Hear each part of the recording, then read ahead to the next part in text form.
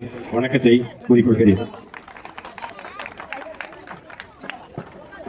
ஒரு சிலருக்கு ஆச்சரியமா இருக்கலாம், வரைக்கும் அவரு எந்த விதமான அந்த ஃபங்க்ஷனுக்கும் வரல, இன்னைக்கு அவருக்கு பிறந்த நாள், அதனாலதான் வந்திருக்காரோன்னு நினைக்கலாம். அது ஒரு தற்செயலா நடந்த நிகழ்வு தானே ஒழிய இது ஏற்பாடு பண்ணி என்னுடைய பிறந்த நாள் அன்னைக்கு இந்த மீட்டிங் நடத்தணுங்கிற ஏற்பாடு இல்லை. என்ன நம்ம நம்மளுடைய தந்தை நம்மளுடைய பாபா சாஹிப் அண்ணல் அம்பேத்கர் அவருடைய பிறந்த நாளான ஏப்ரல் 14 அன்று நாம் இந்த விழாவை கொண்டாடுவதாக இருந்தது. சென்ற வருடமே அழைத்தார்கள், சில காரணங்களால் என்னால் வர முடியவில்லை. இந்த வருடம் கண்டிப்பாக நான் வருகிறேன் என்று சொன்னேன். அது பிரகாரம் ஏப்ரல் 14 வருவதாக இருந்தது. நானும் வந்திருந்தேன். அதுக்கு முன்பு சில விழாவுக்காக வந்திருந்தேன். அப்போது நம்ம அட்டன் பண்ணலாம்னு நினைச்சேன். ஆனா இப்போ நமக்கு எல்லாமே தெரியும், இந்த வருஷம் நம்மளுடைய தமிழ்நாடு ஸ்டேட்டினுடைய எலெக்ஷன், அசம்பிளி எலெக்ஷன் நடந்துச்சு. அப்போ இந்த கோட் ஆஃப் கான்டக்ட் இருந்ததுனால நம்ம மேடையில பேசுறதுக்கு சில தடைகள் வரலாம். ஏன்னா அரசியல் கட்சிகளும் மீட்டிங் போடுது, நம்மளும் மீட்டிங் போடும்போது அரசியல் சார்ந்து ஏதாவது பேசுறா, அப்ப பிரச்சனை ஏதாவது வரலாம் அப்படிங்கிற காரணத்துக்காக நம்ம சொல்லியிருந்தோம். அப்போ இந்த மாதிரி இந்த தோழர் ராஜீவ் கல்யாணத்து அன்னைக்கு இல்ல முதல் நாள் நம்ம இதை பண்ணலாம்னு சொல்லியிருந்தோம்.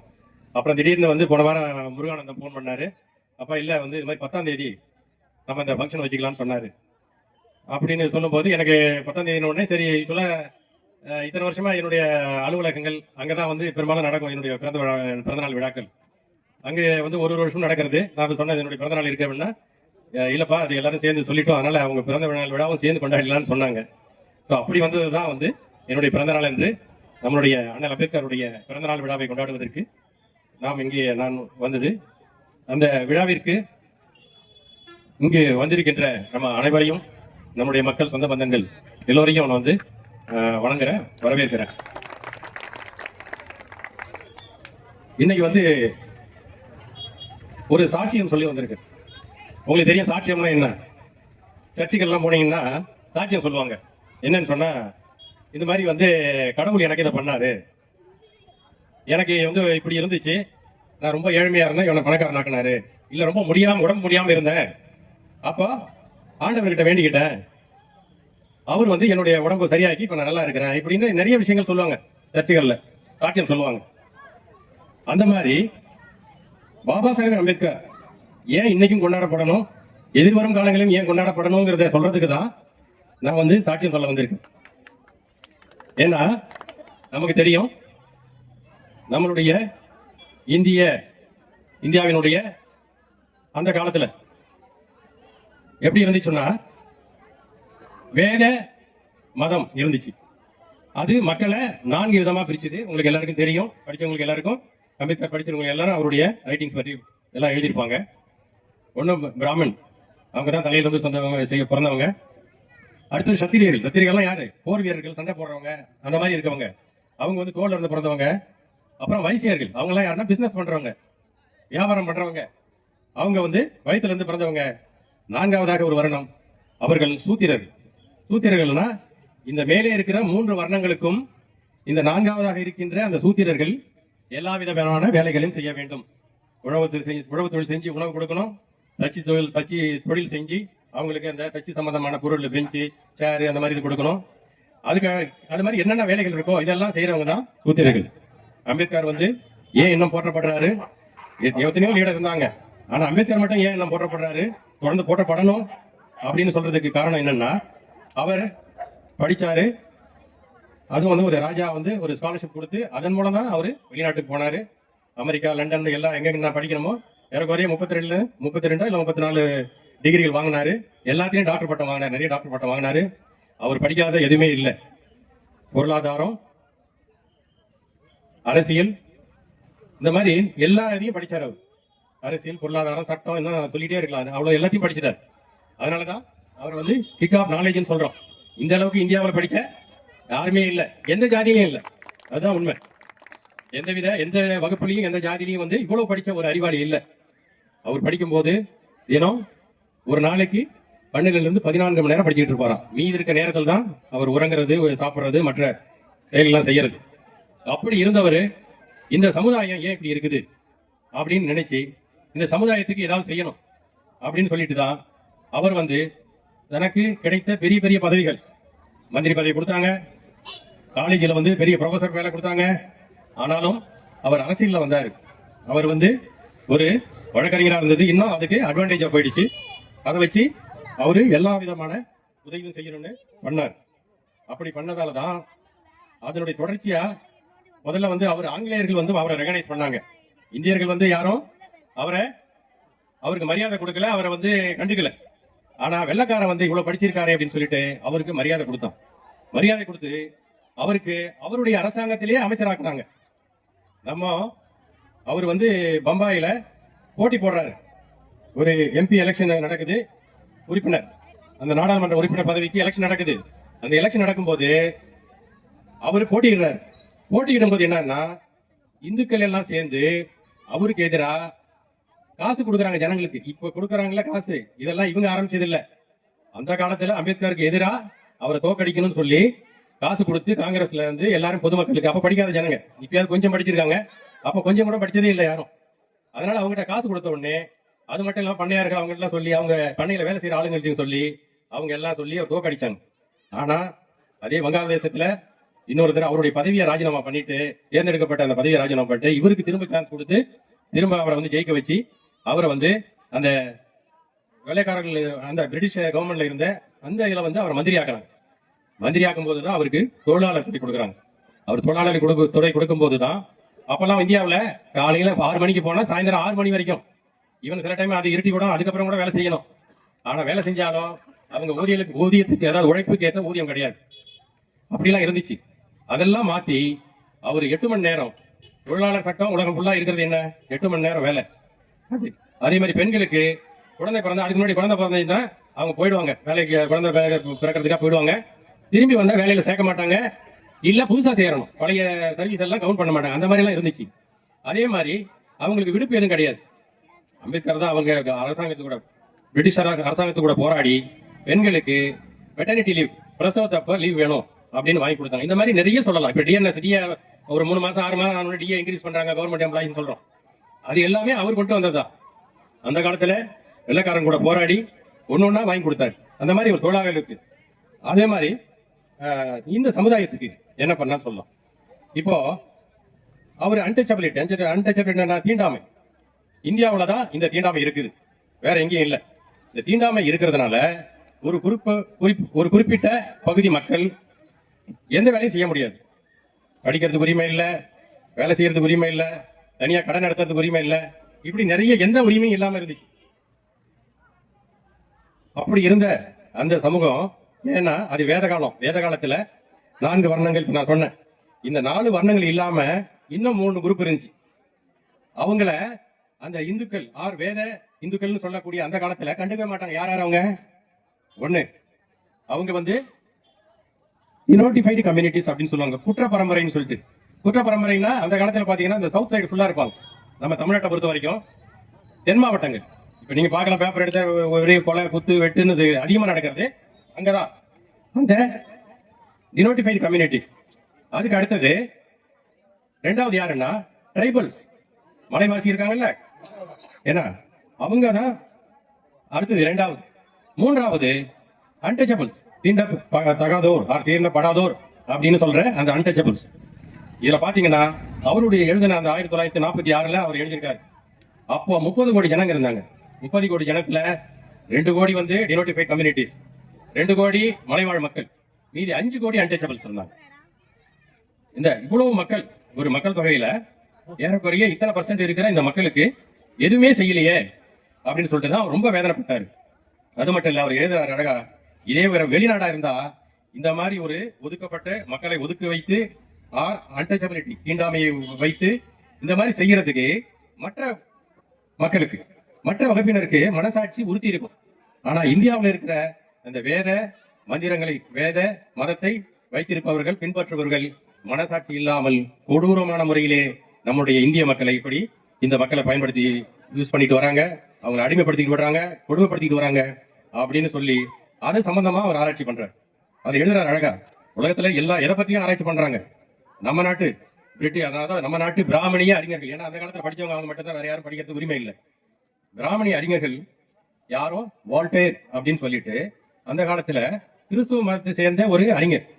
அவரு சின்ன வயசுல இந்த கிறிஸ்துவ மதத்துல கத்தோலிக் மதத்துல வளர்ந்தவர். வளர்ந்தாலும் ஆனா அங்க கேள்வி கேட்டார், ஏன் நம்ம மதத்துல இப்படி இருக்குது, அதுல இருக்க குறைகள் என்ன, அது ஏன் மற்றவங்களுக்கு இந்த தொந்தரவு கொடுக்குது, இப்படி சில இதெல்லாம் அவர் கேள்வியை கேட்டு கேட்டு அந்த மதத்தினே அவருக்கு எதிராக இருந்தார். ஆனா கூட அந்த எதிராக இருந்தாலும் நம்ம கேட்கிற கேள்வி நியாயமானது, நேர்மையானது அப்படின்னு சொல்லிட்டு அவரு அந்த மதத்தை கேள்வி கேட்டார். அந்த மாதிரி ஒரு வால்டேயர், ஒரு அறிஞர், அறிவியாளர், அறிவு ஆய்வாளர், அதாவது அறிஞருங்கிறது ஜஸ்ட் ஒரு படிப்பு மட்டும்தான் இருக்கும். ஆய்வாளர்ங்கிறது அந்த படிச்சதை ஆய்வு செஞ்சு அதுல நிறைகுறை இருந்துச்சுன்னா அதை சொல்லுவார். அப்படிப்பட்ட அறிஞர்கள் இந்த மதத்துல ஏன் உருவாகல அப்படின்னா என்ன சொல்றாரு, அதுக்கு இந்திய மக்களுக்கு, அதாவது அந்த வேற்று வகுப்பினருக்கு, அந்த வேதகால மதத்தினருக்கு இப்படி ஒரு மக்கள் இருப்பது இயல்பாக இருக்குது. அவங்க அப்படிதான் இருந்தாகணும், இப்படிதான் இருந்தாகணும், அவங்க தீண்டப்படாத இருக்கிறது அவங்க தலைவிதி, இப்படிதான் சொல்லிட்டு இருந்தாங்க. அப்படி இருந்தா ஏன் அப்படி அவங்க தீண்டத்தகாதவர்களா மாறினாங்க, யார் மாத்தினா, எதுக்காக மாற்றப்பட்டார்கள் அப்படின்னு சொல்லிட்டு அவரு ஒரு ஆராய்ச்சியை தொடர்றாரு. தொடரும் போதுதான் சொல்றாரு, அதுல காரணங்கள் என்னன்னு சொல்றாங்கன்னா முக்கியமா ஒரு 4 காரணங்கள் சொல்றாங்க. ஒண்ணு என்ன சொல்றாங்கன்னா, இவர்கள் வேற்று மதத்தினர், அதாவது இந்த ஒதுக்கப்பட்ட தீண்டப்படாத மக்கள் வேற்று மதத்தினரா இருக்காங்க. ஏன்னா அந்த காலத்துல இவங்க எல்லாம் புத்த மதத்துல இருந்தாங்க. ஒண்ணு. இரண்டாவது, இவங்க எல்லாம் இந்த மாட்டுக்கறி சாப்பிடுறாங்க. மாட்டுக்கறினா இறந்த மாட்டினுடைய கறி. மூன்றாவது, பார்ப்பனர்கள் அப்பா மாட்டுக்கறி சாப்பிட்டது இல்லையா. நான்காவது, பார்ப்பனர்கள் அல்லாதோர் மாட்டுக்கறி சாப்பிட்டது இல்லையா. அப்போ ஏன் இவங்க எல்லாம் இதெல்லாம் சாப்பிடல, இன்னும் தீண்டப்படாதவர்கள் என்ன மாட்டுக்கறி சாப்பிட்டுருக்காங்கன்னு சொல்லிட்டு அது ஒரு ஆராய்ச்சி பண்றோம். பண்ணும்போதுதான் அவருக்கு விடை கிடைக்குது. என்னன்னு சொன்னா, முதல்ல அவங்க சொல்றது என்ன, இவங்க எல்லாம் வேற்று மதத்துக்காரங்க, அதாவது புத்த மதத்துக்காரங்க. புத்த மதத்துக்காரங்க எப்பவுமே என்ன சொல்லுவாங்க, கேள்வி கேட்பாங்க, எல்லாத்திலையும் யார் சொல்றதையும் அப்படியே அக்செப்ட் பண்ணிக்க மாட்டாங்க. இப்போ இவங்க என்ன பண்ணாங்க, வேத மதத்துக்காரங்க ராஜாவை கையில போட்டுக்கிட்டாங்க. ராஜாவை சொல்லி அரசாங்கத்தினுடைய மதமாக்க சொன்னாங்க. யார் யார் மதம் மாறலையோ அவங்களெல்லாம் கொலை செஞ்சாங்க, துன்புறுத்துறாங்க, இல்ல அவங்களை விலக்கி வச்சாங்க. இது ஒண்ணு. இரண்டாவது, ஏன் அவங்க மாட்டுக்கறி சாப்பிட்டாங்க அப்படின்னு சொல்லிட்டு அது ஒரு ஆராய்ச்சி பண்ணும்போது தான் தெரியுது. ஆரம்ப காலத்துல ரிக்வேதத்துல சொல்லுது, பார்ப்பனர்கள் மாட்டுக்கறி சாப்பிட்டாங்க, அது பர்டிகுலரா நல்ல கறி, அதுதான் அவங்களுக்கு கொடுக்கணும். ஏன்னா அறிவு அவங்களுக்கு வளரணுமா, அந்த கறி. அது மாதிரி ஒவ்வொருத்தருக்கும் இப்ப சண்டை போடுற சத்திரியன் இருந்தானா அவனுக்கு உடம்பு கறி, சூத்திர இருந்தா அவனுக்கு காலில் இருக்க கறி, இந்த மாதிரி அவங்க பிரிச்சு ஒரு பகுதியா கொடுத்து எல்லாரும் இப்படி சாப்பிட்டுட்டு இருந்தாங்க. ஒரு காலத்துல என்ன ஆகுது, புத்த மதம் வீழ்ச்சி அடையுது. அப்போ புத்தி மதம் வீழ்ச்சி அடைகிறதுக்கு எப்போன்னு சொன்னா, அதாவது கிபி 125 அந்த காலங்களில் பார்க்கும்போது வெவ்வேறு பிரிவுகளா இருக்காங்க, வேலை செய்யறாங்க, தனித்தனியா இருக்காங்க. ஆனா கூட ஒருத்தருக்கு ஒரு தொடர்புல இருந்தாங்க. தீண்டாமை இல்ல, தனித்தனியா வேலை செய்வாங்க, ஒருத்தரோட தொடர்புல இருந்தாங்க, ஆனா தீண்டாமை இல்ல. ஆனா கிபி 400ல நமக்கு தெரியும், சீன பயணிகள் 2 பேர் வந்தாங்க. அதுல கடைசியா வந்தவர் யுவாங் சுவாங்.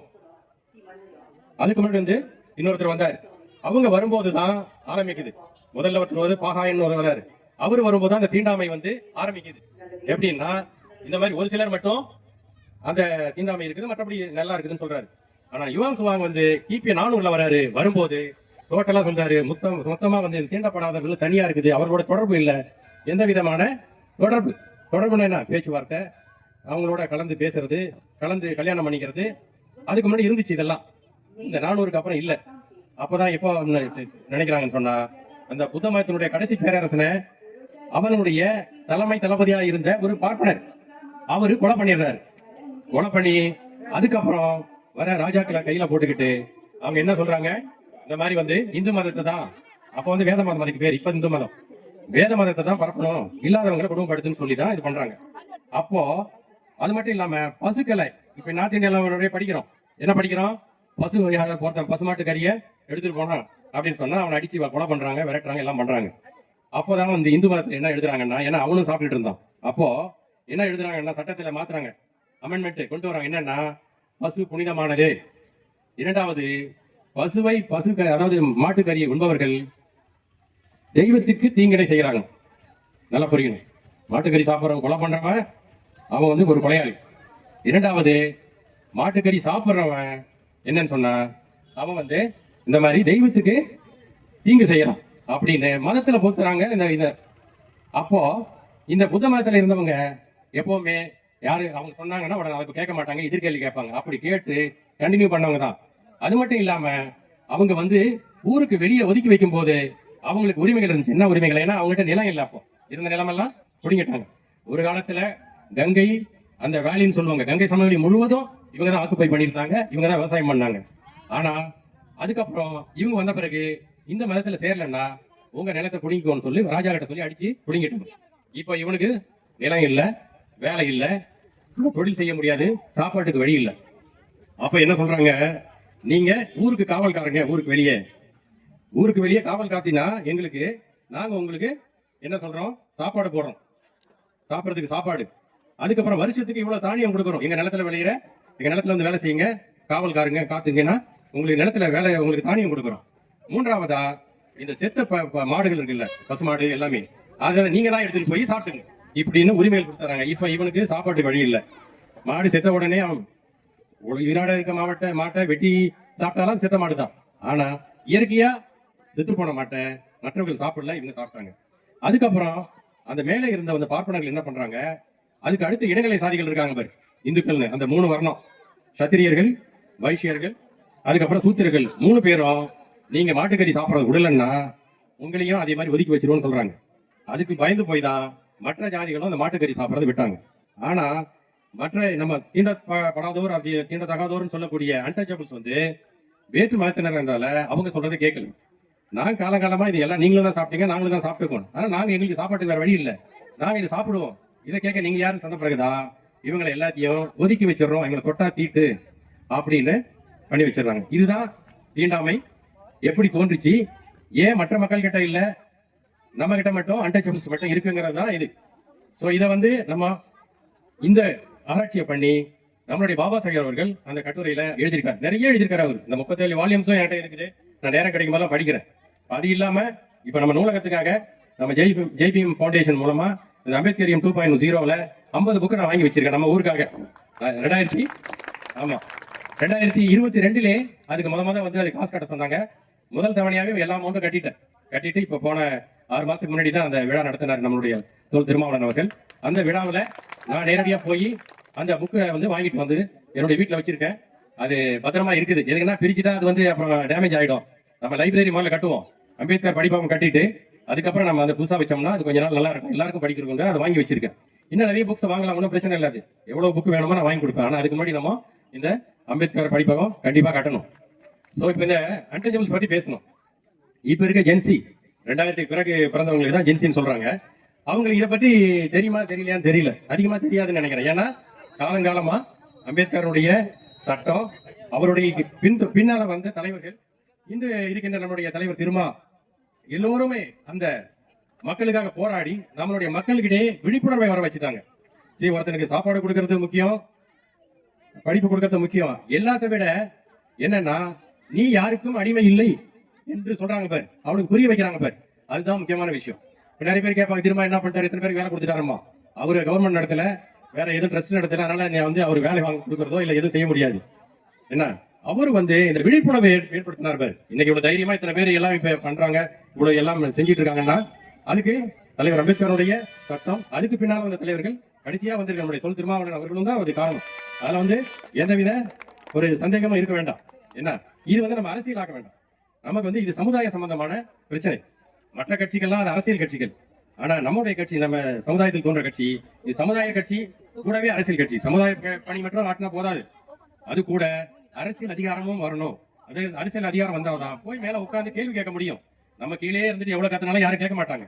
ஆனா மேல போய் அந்த பதவியில உட்கார்ந்து அதுக்கப்புறம் கேள்வி கேட்ட அவன் பதில் சொல்லிதான் ஆகணும்.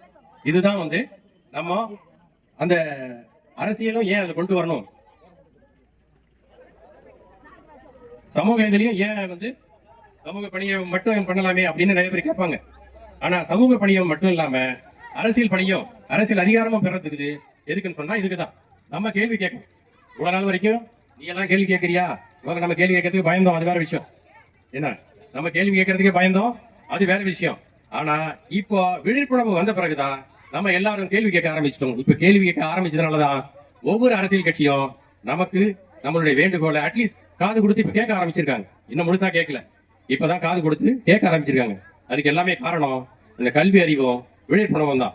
அதனால கல்வி தான் ஒருத்தருக்கு முதல்ல வந்து முக்கியமானது. கல்வி ஒருத்தருக்கு தெரிஞ்சா முதல்ல தானே விழிப்படையணும்.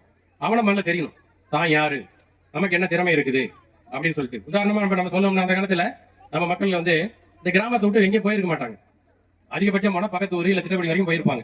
அதை தாண்டி யாரும் போயிருக்க மாட்டாங்க. அப்போ இந்த ஊரை தாண்டி போகாதவங்களுக்கு வெளி உலகம்னா என்னன்னு தெரியாது. தன்னுடைய உழைப்புக்கு ஊதியமே இல்லை. என்ன இப்ப நான் சொன்னேன் இல்லையா, அந்த காலத்துல வந்து இவங்களுக்கு என்ன உரிமைகள் கொடுத்தாங்கன்னு. ஊருக்கு வெளியே இருக்கவங்க எங்க ஊரை பாதுகாக்கணும், எங்க தோட்டத்துல வந்து வேலை செய்யணும். அப்படி வேலை செஞ்சீங்கன்னா உங்களுக்கு தினம் சோறு போடுவோம். சோறு போடுறது மட்டும் இல்லாம வருஷத்துக்கு இத்தனை வாராக்கு நம்ம ஊர்லாம் எனக்கே தெரியும். நம்ம ஊர்லயே அந்த மாதிரி நான் சின்ன பையனா இருக்கும்போது நிறைய ஜீப் இருக்கா என்னன்னு தெரியல எனக்கு. அப்ப எல்லாம் வந்து ஒரு பர்டிகுலர் ஃபேமிலி இருக்கும். இங்க இருக்க பர்டிகுலர் ஃபேமிலி அங்கே தான் வேலை செய்வாங்க. எங்கள் கூடவும் அந்த மாதிரி வேலை செஞ்சதுதான் எனக்கு தெரியும் நல்லா. அதனால அந்த இதெல்லாம் நான் உணர்ந்திருக்கேன். அன்டச்சபிலிட்டி வேற எப்படி இருந்துச்சுன்னா, உதாரணத்துக்கு 1977 நான் வந்து அப்ப இங்க இருந்து துங்கபுரத்துல படிச்சுக்கிட்டு இருந்தேன். தினம் வந்து நடந்து தான் போகணும். ஏன்னா பஸ்ல போறதுக்கோ இல்ல சைக்கிள் வாங்கி கொடுக்கோ அந்த நேரத்துல வசதி இல்லை. அதனால நடந்து தான் போகணும். அந்த மஞ்சள் பை தான் அந்த காலத்துல ஸ்கூலுக்கு போறது. ஒரு பக்கத்து ஊர்ல 200 வருவாங்க, நடந்து போறோம். ஒரு நாள் வந்து யாருமே இல்லை, நான் மட்டும் தனியா நடந்து போறேன். போயிட்டு இருக்கும்போது நமக்கு எல்லாம் தெரியும், அந்த காரப்பாடு தாண்டி போகும்போது துங்கபுரத்துக்கு கொஞ்சம் முன்னாடி ஆனவாரி உடனே இருக்குது. அதுல பெரிய பிரிட்ஜ் இருக்கும். ஆனா அதுக்கு முன்னாடி ஒரு நரி உடனே இருக்கும். அப்ப அது பாலங்கட்டுல இப்ப பாலங்கட்டு இருப்பாங்கன்னு நினைக்கிறேன். அந்த இடத்துக்கிட்ட போகும்போது நடந்து போறேன். நான் சின்ன பையன், அப்போ 7வது படிச்சுட்டு நினைக்கிறேன். அப்ப நடந்து போறேன் நான், இந்த பையன் தோல்ல போட்டுக்கிட்டு. அப்ப அந்த துங்கபுரத்தை சேர்ந்த ஒரு விவசாயி நிலத்துல அந்த இதெல்லாம் கொட்டுவாங்க, குப்பை அந்த இதெல்லாம் அந்த உரம் வந்து நிலத்துல கொட்டிட்டு திரும்பி காலியா போகுது. வண்டி மாடல அப்படி போகுது. வரும்போது நான் நடந்து போயிட்டு இருக்கேன். அப்போ அந்த ஆள் வந்து வண்டி நிறுத்தினார். நிறுத்திட்டு, தம்பி ஸ்கூலுக்கு போறியா அப்படின்னாரு. ஆமாங்க அப்படின்னா. வண்டியில ஏறிக்கினார். வண்டி நிறுத்தி ஏறிக்கிட்டேன். ஏறிட்டு அப்படியே போயிட்டே இருக்கோம். எங்க நரி ஓடிக்கிட்ட ஏறுறேன். அப்படியே கொஞ்சம் தூரம் போறோம். போயிட்டே இருக்கும்போது அப்படியே பேச்சு கொடுக்குறாரு. தம்பி என்ன ஊருன்னாரு. வயலப்பாடு. அப்புறம் அப்படியே அப்படியே விசாரிச்சுட்டு இருக்கும்போது உங்க வீடு எங்க இருக்குன்னாரு. அப்போ வந்து சொன்னேன், இந்த மாதிரி வந்து அப்ப டேங்க் கட்டல, கிணறு, இந்த இடத்துல ஒரு கிணறு இருந்துச்சு. நல்லா சின்ன வயசுல எங்க அக்காங்களுக்கு தண்ணி அரைச்சி கொடுத்துருக்கேன். அது மேலே ஏறி நின்று என்ன பெரிய பேரப்பட்டு இருக்கும், அந்த செவரு இருக்கும், அது மேலே ஏறி நின்று தான் அரைச்சி கொடுக்கும் அந்த கிணறு. நான் சொன்னேன், அப்ப இது மாதிரி நம்ம இங்க இருந்து போனோம்னா ஃபர்ஸ்ட் கிணறு இருக்குங்கல்ல, அங்கதான் வந்து எங்க வீடு மாரியம்மன் கோயில் இருக்குன்னு சொல்லிட்டேன். அப்ப அவருக்கு தெரிஞ்சிருச்சு நான் எங்க இருந்து வரேன்னு சொல்லிட்டு. இந்த சொன்ன மாத்திரத்திலே டக்குன்னு வண்டி நிறுத்திட்டாரு. நிறுத்திட்டு என்ன சொன்னா, தம்பி இறங்கினார். வேற ஒண்ணுமே சொல்லல, திட்டல போல, என்ன அடிக்கல, எல்லாம் பண்ணல. தம்பி இறங்கினார். நான் என்ன பண்ணேன், என்னடா இறங்கி சொல்றாருன்னு சொல்லி இறங்கிட்டேன். அப்ப எனக்கு புரியல என்னன்னு சொல்லிட்டு. புரியுதா? அப்போ இறங்கி திரும்ப நம்ம அவர் பாட்டு வண்டி வேகமா மாட்டை விரட்டி போயிட்டாரு. நான் திரும்ப நடத்தி போய் துங்கபுரம் ஸ்கூலுக்கு போயிட்டு வரேன். அதுக்கப்புறம் தான் எனக்கு கொஞ்சம் கொஞ்சமா தோணுச்சு, ஏன் இவர் இது நம்மளை பண்ணாரு. ஸோ அப்போ நம்மளை விசாரிக்கும் போது நம்ம காலனியில் தான் இருக்கோம்னு அவர் தெரிஞ்சுக்கிட்டாரு. தெரிஞ்ச உடனே அவருக்கு அந்த ஜாதி வேற்றுமை உடனே வந்துருச்சு. அதனால உடனே அவர் நிறுத்திட்டாரு சொல்லிட்டு, இது ஒரு இதெல்லாம் வந்து இந்த தீண்டாமையினுடைய அந்த காலத்துல நாங்க வந்து இது அனுபவிச்சது. என்ன நீங்க வந்து நம்மளுடைய புரட்சியாளரும் அந்த காலத்துல வண்டியில என்ன நடந்துச்சுன்னு உங்க எல்லாருக்குமே தெரியும் இல்லையா? அதே மாட்டு வண்டியில அவங்களுக்கு என்ன நடந்துச்சு தெரியும். இதே மாதிரிதான் இந்த சமுதாயத்தில் அன்டச்சபிள்ஸ்ல பிறந்தவங்க எல்லாருக்குமே அவங்க வேலை வரும்போது அவங்களுக்கு இந்த மாதிரி எல்லா விதமான நிகழ்வுகள் நடந்திருக்கும். அடுத்தது பாத்தீங்கன்னா, துங்கபுரத்தில் நான் படிக்கிறேன். அப்ப என்னுடைய கிளாஸ்ல நான் மட்டும்தான் அன்டச்சபிள்னா இந்த ஜாதி. ஆனா அப்ப படிக்கும்போது எல்லாருக்கும் தெரியாது இல்ல, அப்படின்னு தான் நம்ம நினைச்சிட்டு பழகிறோம். ஆனா அது தெரியுது, நான் ஒருத்தன் தான் என் கிளாஸ்ல இந்த ஜாதி, மீதி எல்லாம் அந்த அந்த லோக்கல்ல அதெல்லாம் வண்டியேற மற்ற ஜாதியிலும் இருக்காங்க. இருக்கும்போது அதில் ஒரு பையன் ரொம்ப என்கிட்ட ரொம்ப நட்பா இருப்பான், நல்லா பேசுவோம், எல்லாம் பண்ணுவோம். பண்ணிட்டு ஒரு நாள் நண்பர்களுக்குள்ள சின்ன சண்டை வரும்ல, சின்ன சண்டை வரும்போது ஏதோ நம்ம அந்த நட்பு முறையா நம்ம பேசுவோம். நம்ம சாதாரணமா இல்லை ஒருத்தர் சண்டை போட்டு சின்ன வயசுல. அப்போ பேசும்போது உடனே என்ன சொல்றான், இவ்வளவு நாள் நல்லா பேசுறோம், சண்டை பேசிக்குவோம், எல்லாம் பண்ணிக்குவோம். அவன் என்ன சொல்றான், டேய் நீ இந்த நம்ம ஜாதி சொல்றே, நீ பறைய, நீ வந்து என்ன அப்படி செய்ய முடியுமா அப்படின்னு கேட்கிறான். இது இரண்டாவது நிகழ்வு. நிறைய இருக்குது, ஒரு சில மட்டும் சொல்றேன்.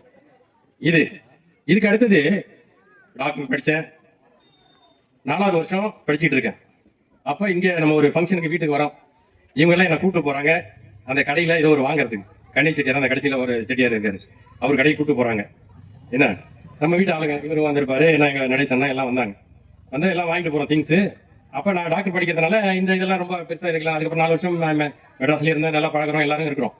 போயிட்டு அங்கே பொருள் வாங்குறதுக்கு இருக்கும். அங்க ஒரு பெஞ்சு கிடந்துச்சு, நான் உட்காந்துட்டேன். உட்கார்ந்த உடனே செட்டியார் ஒன்றும் சொல்லல, நல்லா புரிஞ்சுக்கணும். செட்டியார் எதுவுமே சொல்லல. தம்பி டாக்டர் படிக்கிற மெட்ராஸ் சொன்னோடனே அவரு கவனம் இருக்காரு. ஆனா நம்ம கூட வந்த அண்ணன், பெரிய அண்ணன், அவர் வந்து என்ன சொல்றாருன்னா, தம்பி நம்ம எல்லாம் உட்காரக்கூடாது அப்படின்னு என் காதுல வந்து சொல்றாரு. நான் சொன்னேன், ஏன் பெச்சு உட்கார்ந்தா என்ன, நம்ம உட்காரத்தானே பெச்சு போட்டிருக்காங்கன்னு. இல்ல தம்பி, நம்ம ஆளுங்களாம் உட்காரக்கூடாது அப்படின்னு சொல்றாரு. அப்ப நான் சொல்லிட்டேன், அண்ணா ஒண்ணு நான் உட்காருவேன், இல்ல நான் போயிடுறேன், நீங்க வாங்கிட்டு வாங்க அப்படின்னு சொல்லிட்டு, அதுக்கப்புறம் பார்த்தா இல்லப்பா ஏதாவது பேசுவாங்க இது பண்ணுவாங்க, அப்படி அவருடைய அதை வந்து நம்ம தடுக்க முடியல. ஏன்னா அவருக்கு தான் அடிமை என்பதை அந்த மதம் போதிச்சு. நல்லா புரிஞ்சுக்கணும். அடுத்தவன் ஒண்ணு அடிமைன்னு சொல்றது வேற. ஆனா நான் அடிமை, நான் மற்றவனுக்கு கீழே தான் இருப்பேன், நம்ம இருந்துதான் ஆகணும்னு நினைக்கிறாங்க பாரு, அதுதான் மிகவும் மோசமானது. அதான் சொன்னாங்க, இந்த அடிமைக்கு நீ அடிமை என்று உணர்த்து, நீ அடிமைன்னு தெரிஞ்சுக்கிட்டனா அவனை புரிய வச்சுட்டுனா அவன் போராடுவான். இதுதான் அம்பேத்கர் சொன்னார். ஸோ இது எல்லாமே இப்படி ஒவ்வொருத்தர் வாழ்வில் நடந்துகிட்டு இருக்கு. சரி, இது இப்போ இந்த நம்ம ஊர்ல சரி, இது படிச்சு முடிச்சுட்டு டாக்டர் ஆகிட்டா, வேலை கிடைச்சிருச்சு, கவர்மெண்ட் வேலையும் கிடைச்சிருச்சு. திருக்கழுக்குன்றம்னு ஒரு ஊர், அங்க போய் எங்க ஃபார்மசிஸ்ட் மருந்தாளரை கூட்டிக்கிட்டு வீடு செட் பண்ண, வாடகைக்கு வீடு எடுக்கணும் இல்லையா, அதுக்காக போறேன். போயிட்டு ஒரு வீடு அங்க வந்து பேசுறோம், வீடு பார்க்குறோம், பேசியாச்சு, வாடகை பேசியாச்சு, எல்லாம் பேசியாச்சு. அடுத்த நாள் வந்து அட்வான்ஸ் கொடுக்குறேன்னு போயிட்டேன். அடுத்த நாள் டியூட்டி முடிச்சுட்டு நேராக நானும் இந்த எங்கள் ஃபார்மசிஸ்டும் போகிறோம் அட்வான்ஸ் கொடுக்கறதுக்கு. ஏதோ 10,000 அந்த அப்போ நான் சொல்கிற அந்த வருஷத்தில் 80களில் போகும்போது அவர் என்ன சொல்கிறாரு, இல்லைங்க எங்கள் தம்பி வரான். நேற்று வரைக்கும் என்ன சொன்னார், கொடுக்குறோம் அட்வான்ஸ் எவ்வளோ, வாடகைகள் எல்லாம் சொல்லிட்டாரு. ஆனால் இன்னைக்கு காலையில் நம்ம போகும்போது, இன்னைக்கு மதியம் போகும்போது, இல்லை எங்கள் தம்பி கடை வைக்க போகிறேன்னு சொல்லிட்டான், அதனால் அந்த வீடு இல்லை, தெருவில் முன்னாடியே இருக்கும் சொல்கிறான். அப்புறம் தான் தெரிஞ்சுது. அப்புறம் ஃபார்மசிஸ்ட் விசாரிச்சு, ஏன்னா அவர் முஸ்லீம், அவர் விசாரிச்சுன்னா, ஏங்க டாக்டருக்கு இது மாதிரி உன்னை நம்பி கூப்பிட்டு வந்தோம், நீ டாக்டருக்கு வந்து இது மாதிரி இல்லைன்னு சொல்லிட்டியே அப்படின்னு கேட்குற போது தான் சொல்றாரு, இல்லைங்க நம்ம அவங்களெல்லாம் கொடுக்கறதில்ல வீடு. இது தலைவருக்கு நடந்துச்சா? ஸோ நம்மளுடைய மக்கள் அனைவருக்கும் அவர் அனுபவித்த அனுபவத்தை போன்ற இல்ல அனுபவிக்காத இன்னும் எவ்வளவோ தீண்டாமை கொடுமைகள் நடந்திருக்கு. இப்ப நான் சொன்னேன் இல்லையா, இது நம்ம வந்து சின்ன நிகழ்வாக எடுத்துக்கலாம். ஆனா ஏன் நமக்கு மட்டும் நடக்கணும் அப்படின்னு யோசனை பண்ணும்போது தான் நம்ம இவ்வளவு நாளா இந்த மதத்தினால, வேத மதத்தினால நம்ம எல்லாம் ஒதுக்கப்பட்டிருக்கோம், தீண்டத்தகாதன்னு நமக்கு வந்து முத்திர குத்தப்பட்டு நம்ம எங்கேயும் நம்மளை சேர்க்காம இருக்காங்க. அப்போ இதுக்கு ஒரே வழிதான். ஒண்ணு, ஃபர்ஸ்ட் நம்ம உதாரணத்துக்கு எடுத்துவோமே, நம்ம ஜாதியிலே ஒரு பெரிய பணக்காரன் இருக்கிறான், ஒரு ஏழை இருக்கிறான், படிக்காதவன் இருக்கான்னா அவனுக்கு பொண்ணு கொடுக்க மாட்டான். இது நியாயமா எந்த இனத்திலையும் நடக்கும், எந்த வர்க்கத்திலையும் நடக்கும். ஆனா உன்னுடைய நிலைமை உயரும் போது, இப்ப அதே நம்ம ஒரே ஜாதியிலே வந்து கொடுக்காதவன் நல்லா படிச்சுட்டு பணக்காரனானா அவனே முன் வந்து கொடுப்பான் இல்லையா? சோ இதனாலதான் நம்மளுடைய அந்த தரத்தை, நம்மளுடைய அந்த ஸ்டாண்டர்டை வந்து ரைஸ் பண்ணிக்கணும், உயர்த்திக்கணும். அதுக்கு ஒரே ஆயுதம் படிப்பு தான். படிப்பை தவிர வேற எதுவும் முதல் ஆயுதம் கிடையாது. நிறைய பிசினஸ் பண்ணலாம். இப்ப வந்து நம்ம இந்த நேரமே, அதாவது காலங்கள் மாறிட்டு இருக்குது. குளோபலைசேஷன், உலகளாவிய மாற்றங்கள் எல்லாமே உலகளாவிய வருது. மல்டிநேஷனல் கம்பெனிஸ் வருது. அவன் எல்லாமே என்ன பண்றான், ஒரு 10வது படிச்சா போதும், வேலைக்கு வாங்கினா உடனே அங்க ஓடிடுறாங்க. தன்னுடைய படிப்பு தொடர முடியாம இன்னைக்கு கிடைக்கிற 10,000 போதுன்னா அந்த ஏழை குடும்பம் ஒரு தாயோ தந்தையோ நினைக்கிறாங்க. அதனால இப்படி படிப்பு இல்லாம போயிடுது. ஆனால் ஒரு படிப்பை உயர்த்தி மேல்நிலைக்கு வந்து அவன் நல்லா சம்பாதிச்சு வரும்போது இந்த காசெல்லாம் ஒண்ணுமே இல்லை. அதுக்கு உதாரணம் நான் தான். இதைதான் நான் வந்து சாட்சியம் சொல்ல வந்திருக்கேன்னு சொன்னேன். புரியுதா? அதனால வந்து சாட்சியம் இதுதான். அம்பேத்கரை ஏன் கொண்டாடணும், அம்பேத்கரை ஏன் மறக்கக்கூடாது, ஏன் தொடர்ந்து அம்பேத்கரை நம்ம வந்து விழா எடுத்து வருங்கால சந்ததியினருக்கு அவர்களுக்கு தெரிவிக்க வேண்டியது நம்மளுடைய கடமை. அதுக்குதான் சாட்சியம் சொல்றேன்னு நான் சொன்னேன். இதுதான் சாட்சியம். இப்ப எல்லாமே உங்களுக்கு ஓரளவுக்கு சொல்லியிருக்கேன். நிறைய இருக்கிற விஷயங்கள் எவ்வளவு பேசலாம். ஆனா இந்த நம்ம படிச்சு நம்ம ஸ்டாண்டர்ட் உயர்த்தினா எல்லாரும் மதிப்பாங்க, எல்லாரும் நம்மளை இது பண்ணுவோம். அதனால நம்மளுடைய திறமையும் அடுத்தவங்க ஒதுக்குறான்னு அதையே குறைய சொல்லிட்டு இருக்கக்கூடாது. நம்மளுடைய தரத்தை, நம்மளுடைய வாழ்வியல் அந்த இதுவை, பொருளாதாரத்தை நம்ம உயர்த்திக்கணும். உயர்த்திக்கிட்டா எல்லாமே ஒரு காலத்துல சமமாகும். ஆனா அதுக்கு முன்னாடி இன்னொன்னு அம்பேத்கர் சொன்னது என்னன்னா, ஏன் இந்த தாழ்த்தப்பட்ட மக்களை மட்டும் இப்படி தாழ்த்துறாங்க? உதாரணத்துக்கு முஸ்லீம் மக்கள் இருக்காங்க, அவங்க மேல யாரும் கை வைக்க கூடாது, கை வைக்க விட மாட்டாங்க. கை வீச உடனே அரேபியன் கண்ட்ரிஸ் எல்லாம் வந்துடுறான். அதே மாதிரி ஒரு புத்திஸ்ட் மேல கை வச்சா புத்த மதத்து கண்ட்ரிஸ் எல்லாம் வந்துடுறான். உலகளாவிய மொழி மதங்கள் இவங்கெல்லாம், புத்த மதங்கிறது இந்தியாவில் தோணுனா கூட உலகளாவிய இருக்குது. அதே மாதிரி கிறிஸ்தவ மதங்கள் அவன் மைனாரிட்டி தான். நல்லா பாத்தீங்கன்னா அன்டச்சபிள், தீண்டத்தகாதவர்களை விட கம்மியா இருக்காங்க கிறிஸ்டியன்ஸ் எல்லாம். முஸ்லிம்ஸ் கம்மியா இருக்காங்க, புத்திஸ்ட் கம்மியா இருக்காங்க. ஆனா அவங்க மேல கை வைக்க முடியாது. ஏன்னா வெளிநாட்டுல இருந்து அவங்களுக்கு எதிராக வரும். அத இந்த அரசாங்கத்தால, இந்த மதத்தால் தாங்க முடியாது. அதனாலதான் அவர் நம்ம ஒரு புத்த மதத்துக்கு போகணும்னு அப்பவே 10 லட்சம் பேரை கூட்டிக்கிட்டு மதம் மாறினாரு. எதுக்குன்னு சொன்னா, நம்ம இந்த மதம் மாறினோம்னா நமக்கு ஒரு உலகளாவிய சப்போர்ட் கிடைக்கும். அப்போ நம்ம மக்கள் மேல தேவையில்லாத அந்த தாக்குதல்கள், கொலைகள், இன்னும் என்னென்ன வன்கொடுமைகள் நடக்குது, இதெல்லாம் நடக்காம மாத்தணுங்கிறதுக்காக தான் அண்ணல் அம்பேத்கர் அவர்கள் அன்னைக்கு 10 லட்சம் பேரை கூட்டிக்கிட்டு புத்த மதத்துக்கு மாறினார். ஆனா இன்னும் இருக்கிற நேரத்துல நம்ம அந்த பழைய மதத்துல ஊறி கிடக்கிறோம். ஏன்னா இப்ப சின்ன வயசுல நமக்கு என்ன சொல்லி கொடுத்தாங்க? இதை நம்ம மாரியாத்தா, நம்ம அங்க மருதியான, நம்ம வெள்ளச்சாயி, மாதிரி ஆனந்தாயி, இது மாதிரி இது சமய இதுதான் சொல்லி கொடுத்தாங்க. அதுதான் நம்ம மண்டையில ஏறி இருக்குது. அதனால அடுத்த இதை நம்ம நினைக்கும் போது, வேற மாதிரி நினைக்கும் போது நம்மளால ஏத்துக்க முடியல. படிச்ச நம்மளால ஏத்துக்க முடியலங்கும் போது படிக்காத நம்ம மக்கள் ஏத்துக்கிறது கஷ்டம். ஆனா அவங்களுக்கு புரிய வைக்கணும். அதுக்காக விட்டக்கூடாது. கஷ்டமா இருக்குது, இந்த பரீட்சை கஷ்டமா இருக்குன்னு நம்ம எழுதாம இருக்க முடியாது. கஷ்டமான பரீட்சையை எழுதி அதுல மேல வந்தாதான் அதனுடைய வெற்றி கிடைக்கும், அதனுடைய பலன் கிடைக்கும். அப்படிதான் நம்மளும் நம்ம மக்களுக்கு இதை பற்றி எல்லாம் புரிய வைக்கணும். அப்படி புரிய வச்சாதான் நம்ம மக்களும் முதல்ல ஒற்றுமையாவாங்க. அதனாலதான் சொன்னாரு அவரு, என்ன சொன்னாரு அம்பேத்கர்? எஜுகேட், முதல்ல கற்பிக்கணும், சொல்லணும் என்ன ஏது விஷயம் என்ன இதுதான் அப்படின்னு ஜனங்களுக்கு சொல்லணும். சொல்ல அவங்களுக்கும் எல்லாருக்கும் புரியும். இது ஒரு நாள் நடந்துருமா? முடியாது, நடக்காது. ஏன்னா நம்ம 1000 காலமா இப்ப இந்த தீண்டாமை பல 1000 ஆண்டுகளாக இருந்துருச்சு. தீண்டாமையை போக்கணும், திருப்பி அந்த வருஷத்துக்கு போகணும். மேபி அதனுடைய வேகத்தை நம்ம இன்க்ரீஸ் பண்ணலாம். ஆனா ஒரு நாள் எதுவுமே மாறாது. தொடர்ந்து நம்ம இதுக்காக நம்ம உழைக்கணும், போராடணும், கற்பிக்கணும்.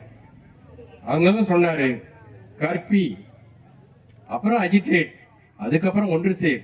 ஒரு சமூகமா ஒன்று சேர்ந்து இருந்தா உங்ககிட்ட யாரும் வரமாட்டாங்க. இந்த தாக்குதல்கள் எவ்வளவு நான் படிக்கிறோம். நம்ம ஸ்கூல்ல படிக்கிற பையன் மார்க் எடுத்துட்டாங்க, வீட்டுல வெட்டிட்டு போறான். ஆனா அதுக்கு சட்டபூர்வமான அந்த உடனடி இது நடக்க மாட்டேங்குது. அப்படி இருக்கிறதுனாலதான் சில நேரங்கள் ஆட்சி மாற்றங்கள் வருது. நம்ம இவரு சேகர் பேசினாரு, நல்ல ஒரு வேகமா ஒரு இதுவா வீரமா பேசினாரு. வேங்கவையில் சட்டபூர்வமா என்ன நடக்கும், அதை எந்த அரசாங்கமாக தான் எடுக்கணும்.